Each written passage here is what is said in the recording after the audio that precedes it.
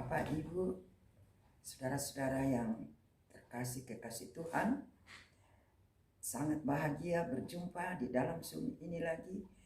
Saudara-saudara dalam Tuhan, kita mau memuliakan nama Tuhan, di mana Tuhan itu sangat berkuasa dan mempunyai pengasihan yang luar biasa kepada kita semua. Kita sangat bahagia mau memuji nama Tuhan dan bersyukur bersama-sama karena Tuhan memberikan hidup ini sangat mahal. Telah banyak yang menutup usia berbaring di tempat tidur oleh karena COVID dan Omikron yang sedang masih melanda di seluruh penjuru alam ini. Ya, terima kasih atas hidup yang mahal Tuhan berikan kepada kita ini, dan kita mau memuji bersama-sama melalui acara ini. Juga mengucapkan banyak terima kasih kepada Mem Astora yang sudah memberikan kesempatan kepada kami untuk membawa acara ini. Dan sebagai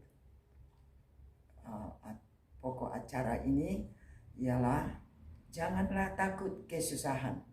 Dan kami langsung akan menyanyikan nyanyian yang berbunyi janganlah takut kesusahan.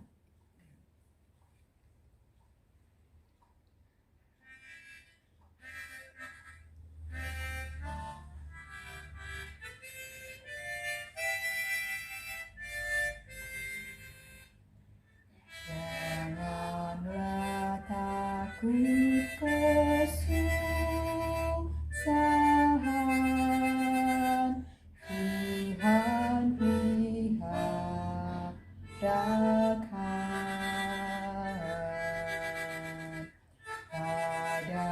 Tuhan ada lindungan, Tuhan peliharakan.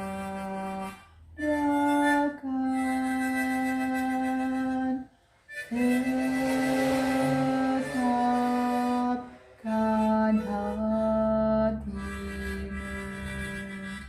tentu Tuhan peliharakan. Peliharakan kamu sepanjang umurmu.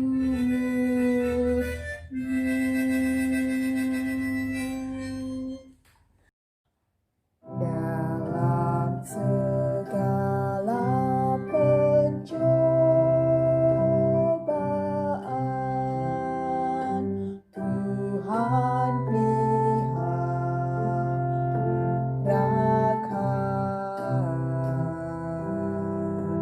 Olehnya setan dikalahkan,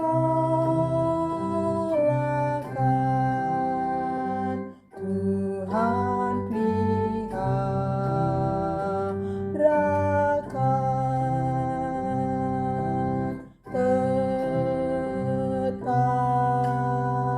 Tetapkan hatimu, tentu Tuhan peliharakan. Peliharakan kamu sepanjang umurmu.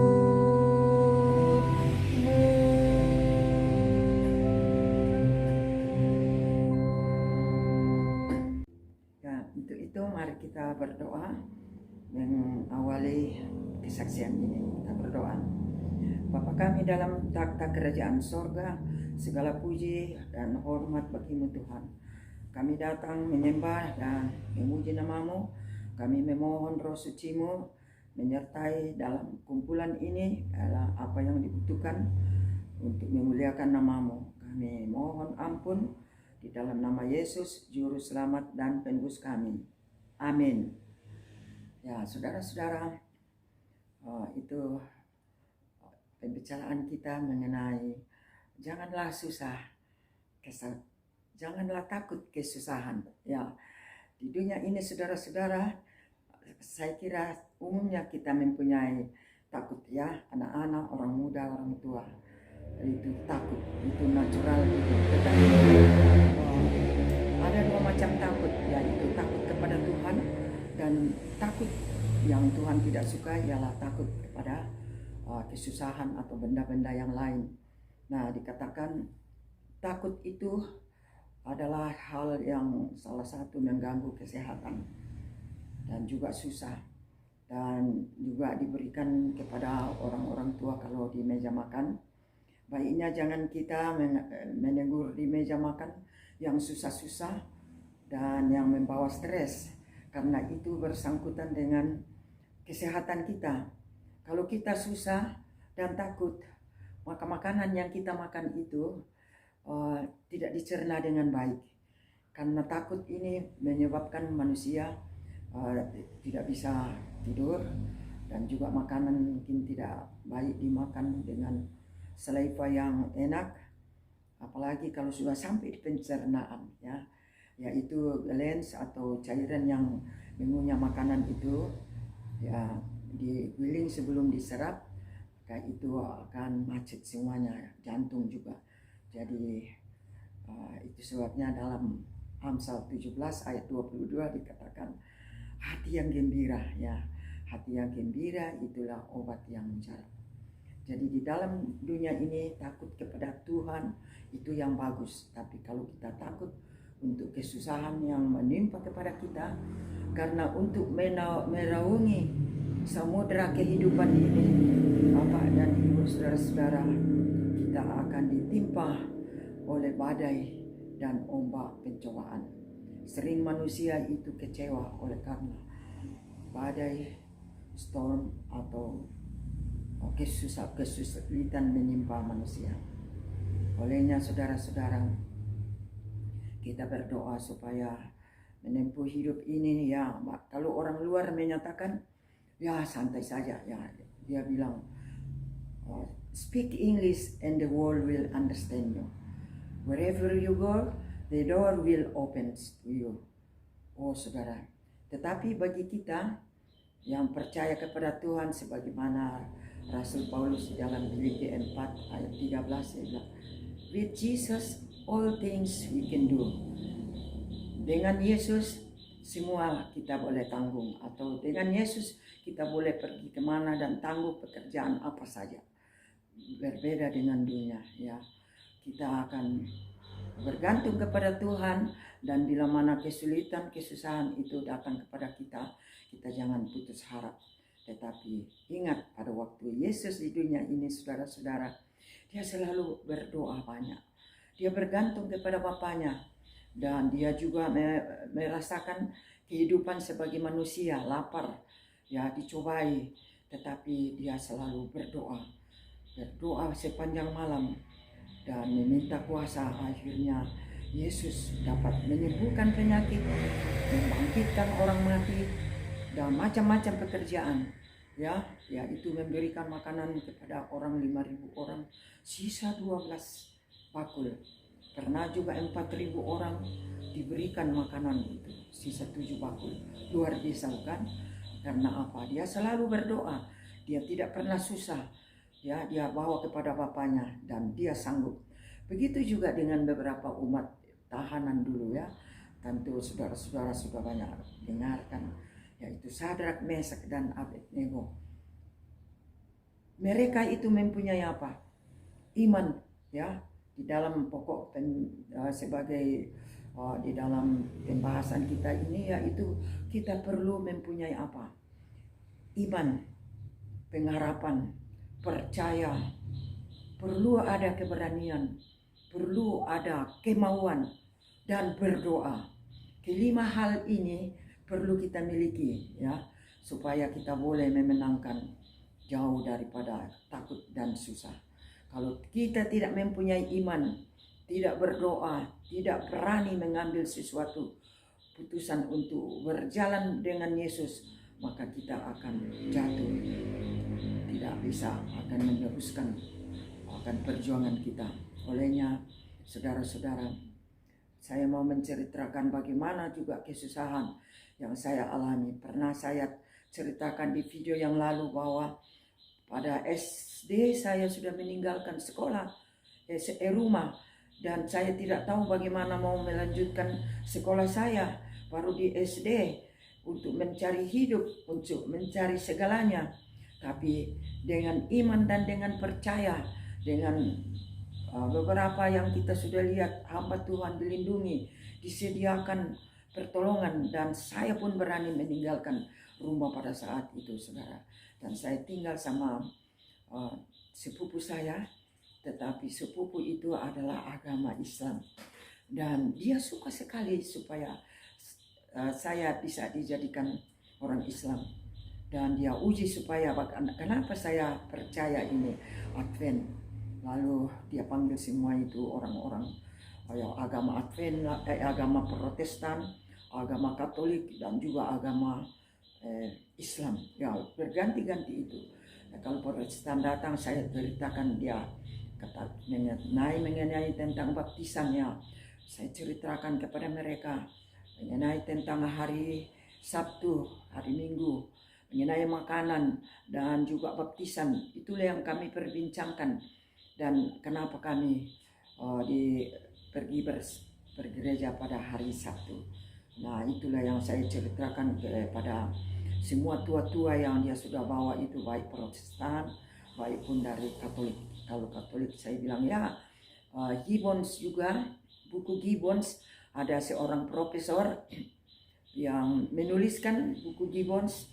Dia menyatakan kalau kamu membaca Alkitab itu dari perjanjian lama, dari Kejadian sampai Wahyu, maka tidak kamu akan menemukan satu kalimat yang menyatakan rayakan hari Minggu itu.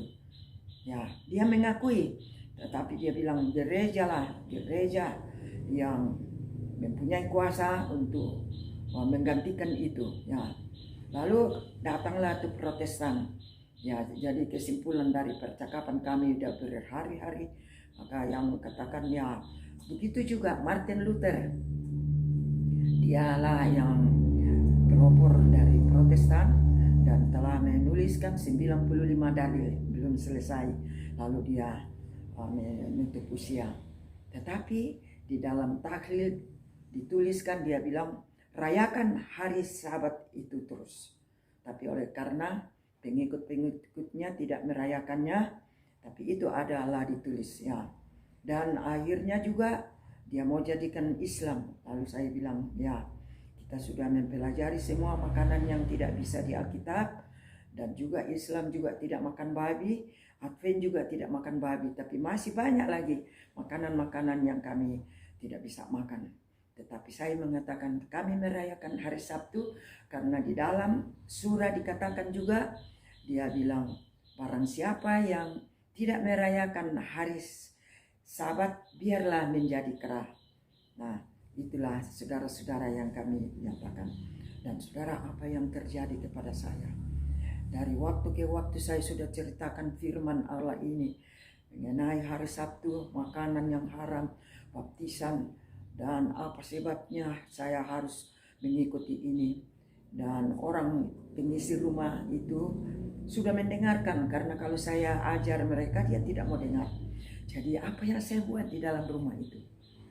Oh, kalau saya membaca Alkitab atau saya penunggu pagi, saya baca nyaring-nyaring. Tetapi sebelumnya itu saya menyatakan barang siapa yang mempunyai telinga, hendaklah ia mendengarkan kepada roh itu. Ya, sebelum saya membaca penunggu pagi atau belajar sekolah Sabat pada malam hari, saya selalu baca itu. Barang siapa yang mempunyai telinga, hendaklah ia mendengarkan kepada roh itu. Ya, jadi itu orang pada menanam telinganya mendengarkan apa yang saya ceritakan. Walaupun dia tidak duduk dengan saya, ada yang memasak dan macam-macam. Tetapi kesimpulan daripada pelajaran dari itu, oleh karena pada malam hari saya keluar berdoa kepada Tuhan. Karena saya sudah dirorong dari gereja. Dia bilang, wah Christine itu sudah bergaul dengan banyak, sudah tidak pergi ke sekolah, banyak berdialog dengan orang-orang yang lain. Dia bilang sama saya, jangan-jangan dia bilang yang dijolok dia nggak dapat, penjolok tinggal di atas. Ya dia katakan, wah jangan saya katanya yang melawat ini, saya yang harus dibawa. Jadi pergumulan saya pada saat itu saudara-saudara, saya sudah dianiaya di rumah di situ oleh karena makanan tidak cocok. Lalu tengah malam saya pergi berdoa, apa yang saya buat supaya kekabaran yang saya bawa ini bisa berhasil. Saya berdoa dengan sungguh, tetapi aniaya mau datang kepada saya oleh karena pengisi rumah ini mau mengambil baptisan. Dan tuan rumah ini dia mau memutuskan saya mau dibunuh dan mau dibakar. Oh saudara-saudara, inilah kesulitan yang saya mau hadapi. Tetapi ingat Daniel, Sadrak, Mesak, dan Abednego. Mereka itu berani menghadapinya. Itulah saya minta kuasa kepada Tuhan supaya saya jangan mundur. Dan akhirnya saudara-saudara, isi rumah tangga itu dibaptiskan dengan banyak selamat. Dan saya dicari-cari 2 minggu di dalam kota itu mau dibunuh. Tetapi Tuhan melindungi saya. Dia bilang akan kubunuh, saya kira Nona Christine atau Oma Katemba ini saya kira orang yang baik-baik. Saya tinggalkan di rumah saya, istriku, iparku, mama mantuku, anakku, orang yang datang di dalam rumahku ini telah menjadi Advent. Gara-gara dia tinggal di rumah saya akan bunuh dia, saya akan bakar dengan rumahku ini. Tidak peduli dengan segala isi rumahku ini. Nah itulah kemarahan yang keluar daripada Bapak, namanya Bapak Lagocang. Ya kami dapat marah dan kami keluar dari rumah itu karena penuh kemarahannya. Dan dia ambil itu parang, dia lempar kepada saya. Tetapi saya duduk beruku dan ambil itu keranjang. Dan itu parang dia liwat di atas keranjang. Puji Tuhan saya tidak dikena dan luput. Dan akhirnya ya besoknya adakan baptisan karena pendeta yang mau membaptis ini dari Makassar, namanya Bapak Rantung, yang Bapak dari John Rantung yang dosen di UNAI ini. Ya, itulah yang mau membaptiskannya. Jadi saudara-saudara, kesulitan yang saya dapatkan ini sehingga walaupun dianiaya mau dibunuh, tetapi dengan pertolongan Tuhan maka jiwa dari rumah ini dibaptiskan, dan ada yang menjadi kopultur dan ada juga yang menjadi guru. Itulah pertolongan Tuhan. Dan pada waktu itu juga Tuhan selalu menolong saya. Sudah selesai dari pendidikan dari PTA atau UNAI. Ya dulu kami sudah dipanggil ke sekolah yang terburuk dan sudah membangun sekolah asrama, dan kami dipanggil ke UNI. Mau menceritakan lagi bagaimana pertolongan Tuhan yang kami hadapi selama dalam pekerjaan Tuhan. Kami sudah 1 tahun di UNI, ya kami disekolahkan lagi, dan cuma suami yang dapat sekolah. Tetapi saya gunakan juga untuk mengambil master, walaupun saya tidak dapat scholarship, tetapi saya juga mengupgrade untuk menjual buku saudara-saudara, sambil menyusun, memelihara anak dan juga suami untuk mengambil masternya. Waktu ini juga saya berdoa untuk mendapat pendidikan untuk yaitu Master of Health Science, dengan menjual buku sambil menyusun segala yang dibutuhkan di dalam sekolah. Kalau ada yang pray, dan itu dapat selesai dengan pertolongan Tuhan. Jadi banyak sekali pengalaman-pengalaman yang kami hadapi. Ya untuk kami 4 menghadapi kuliah, ya anak kami 2 ya masih di SD itu, lalu suami saya dan saya pun juga tidak ketinggalan. Tapi berkat Tuhan datang, dan datang juga itu uang saudara-saudara. Kita tidak tahu dari mana datangnya. Ya pernah datang 1 juta itu, uang 1 juta waktu itu saudara-saudara, ya itu luar biasa. Dan itulah yang menolong kami dalam kesulitan menuntut ilmu di sana, tidak dapat uang dari uni tapi mau bersekolah, tapi dengan doa, dengan tekun, dengan berani dan mempunyai kemauan, akhirnya dengan pertolongan Tuhan kami tamat semua itu. Suami saya sudah tamat dan anak saya juga sudah selesai SD-nya itu. Kami pergi ke uni lagi, kembali lagi, jadi kedua kali lah masuk di uni.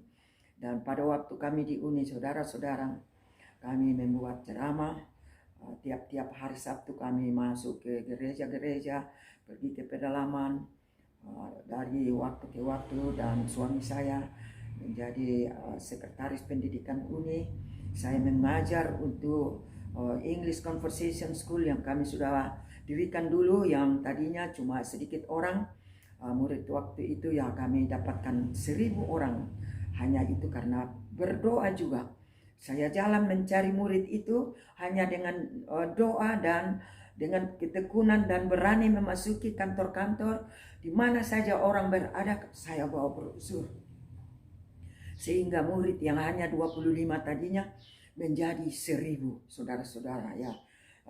Saya tidak tahu bahasa Inggris banyak, tapi kita sudah ditamatkan dari sekolah banyak, tapi untuk berbicara tidak fasih, pengertiannya kita batas-batas ya. Tapi itulah kuasa Tuhan menolong kami, dari kami melanjutkan itu sekolah bahasa Inggris. Dan dari sekolah bahasa Inggris, saudara-saudara, banyak jiwa yang dibaptiskan. Dan orang-orang yang dibaptiskan itu menjadi penolong banyak untuk mendirikan gereja-gereja kita di Manado. Jadi itulah yang kami buat melalui sekolah bahasa Inggris. Kami membuat Bible kelas dan kami membuat ceramah, yaitu New Start. Suami saya berkhotbah, lalu pada hari Sabat gereja-gereja dikumpulkan, 4 gereja, lalu memberikan itu Alkitab. Ya, jadi Tuhan itu luar biasa menolong, meluputkan saya dari banyak kesulitan. Dan juga pada waktu di uni, ya kami sangat bahagia mempunyai kesempatan mengumpulkan anggota-anggota. Kalau hari Sabat biasanya 4 gereja kami kumpulkan, dan suami saya berkhotbah, sesudah makan siang baru saya sambung lagi untuk rumah tangga ataupun Dorcas dan juga New Start ya. Dan kami juga diundang makan. Jadi pada saat itu sudah banyak yang dibaptis dan kami sangat membutuhkan gereja ya. Sudah banyak anggota dibaptis, tetapi belum cukup. Olehnya kami berdoa lagi, berdoa dan berdoa, Tuhan, kami sudah mencari jiwa-jiwa tetapi tempat masih kurang. Dan kami diundang oleh orang yang kaya.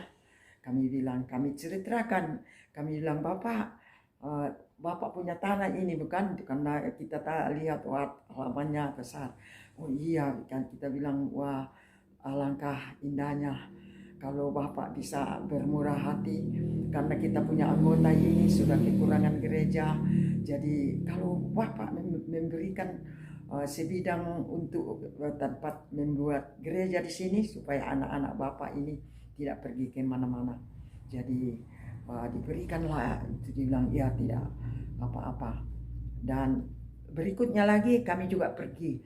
Jadi dengan pendek cerita, ada 3 lokasi yang kami dapatkan itu oleh pertolongan Tuhan dan dengan doa. Dan oleh karena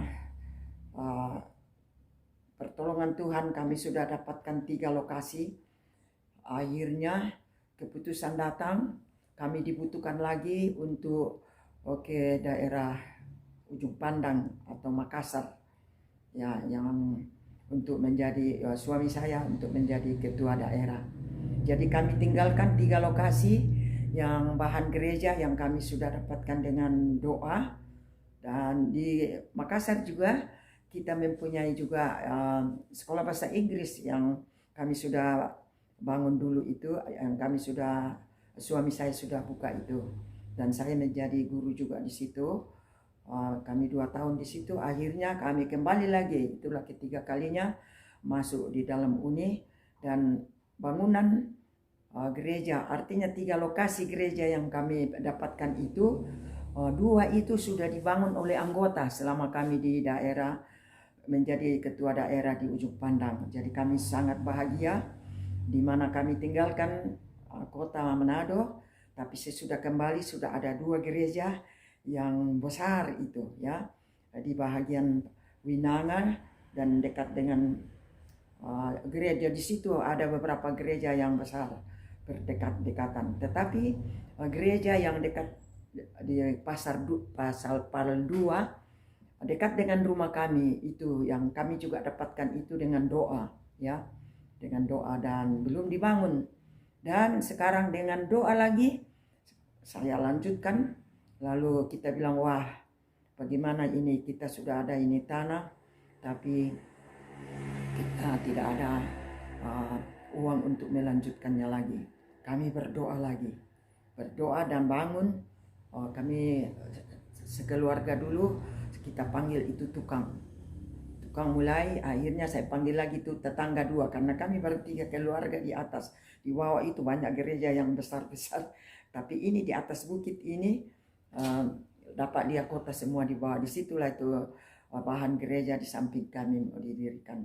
Nah kami dengan pertolongan Tuhan maka gereja itu dibangun. Kami mendapatkan 2 orang keluarga yang kaya membantu kami. Ada yang membuat itu ceiling atau loteng dengan atap, dan satu yang membuat itu lantai, dan kamilah dengan anggota-anggota yang lain untuk menyelesaikannya itu. Nah jadi 3 gereja ini yang tadinya kami dapatkan 3 lokasi itu hanya 1 yang kami bisa selesaikan sampai intinya kita di sana diselesaikan dengan anggota-anggota yang sudah ada. Itulah bagaimana besarnya kasih Tuhan menolong sama kami pada waktu dalam pendidikan, juga pada waktu dalam pekerjaan Tuhan menemui banyak kesulitan oleh karena tidak ada tempat. Tetapi dengan doa, dengan tekun berdoa kepada Tuhan dan pertolongan Tuhan itu selalu datang. Olehnya saudara-saudara, kiranya dengan pengalaman atau berkat yang kami dapatkan dari Tuhan ini dapat menolong kita semua bahwa jangan pernah kita takut, janganlah takut kesusahan. Ingat bahwa di dalam Mazmur 23 ya, dia bilang bahwa Tuhan itu adalah gembalaku, maka tidak akan kekurangan suatu apapun. Di dalam Mazmur 121, Tuhan itu tidak pernah tidur menjaga kita ya. Tidak dibiarkannya kaki kita terkoyak. Jadi Tuhan akan menyediakan, dan dikatakan jangan kita takut.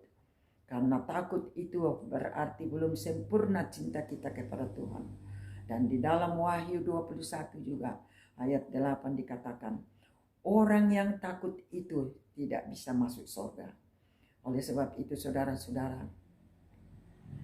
panggilan Yesus yang manis merdu memanggil, hai orang yang letih lesu, marilah kepadaku, aku akan memberikan kelegaan bagimu. Kiranya Tuhan menolong kita supaya segala beban kita jangan kita pikul sendirian, tetapi kita datang kepada Yesus.